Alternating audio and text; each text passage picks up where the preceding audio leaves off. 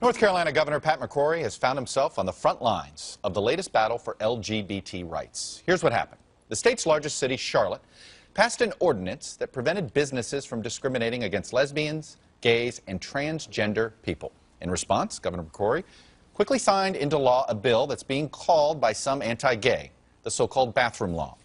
The law does a few things. First, it invalidates the Charlotte ordinance and prevents other municipalities in the state from passing similar protections. Second, it requires that transgender people use the bathroom and locker room matching their birth certificate gender rather than the gender they identify with.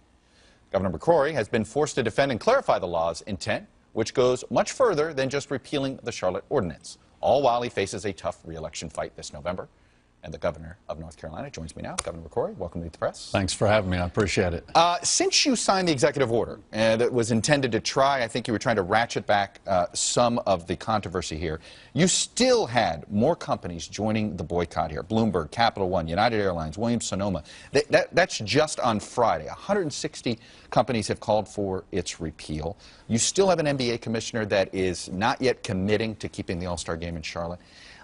Any estimates that we have of lost revenue so far, we have come up with calculated, conservative calculations, $39.7 million, $186 million perhaps in revenue, and some have suggested billions in lost revenue.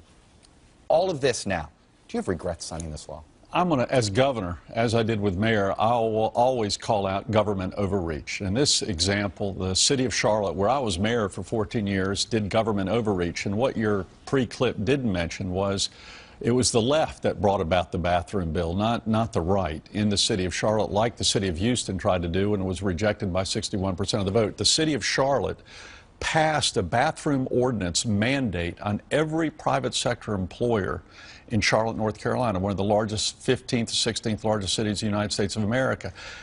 And I think that's government overreach. It's not government's business to tell the private sector what their bathroom, locker room, or shower practices should be. Not only the private business, but also the YMCA and other nonprofit organizations. And by the way, this is what 29 other states also do not have, these types of restroom, locker room, and bathroom policies. So I thought, you talked about overreach. Okay, you say Charlotte overreached. Right. How did the state of North Carolina, the state government, not overreach in just the same way? You mentioned Houston. Voters made that decision. Right.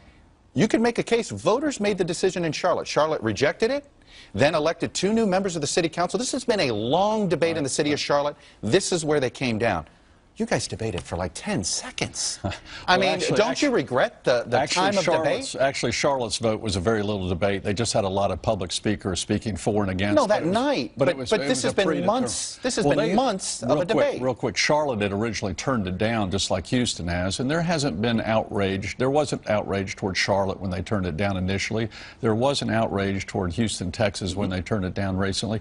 But I tell you what I've learned through this is we've got to have more dialogue and not threats. You know, I was in Hamlet, North Carolina, a small town that could be in any town in the United States of America. I walked into a buffet restaurant, African-American buffet restaurant, and the people just welcomed me with open arms and said, "Thanks for protecting us."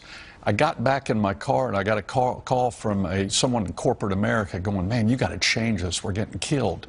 And it showed me the disconnect we have between the corporate suites and Main Street on a very complex subject and a very personal subject regarding government policy of all things, which didn't exist before this group brought this up.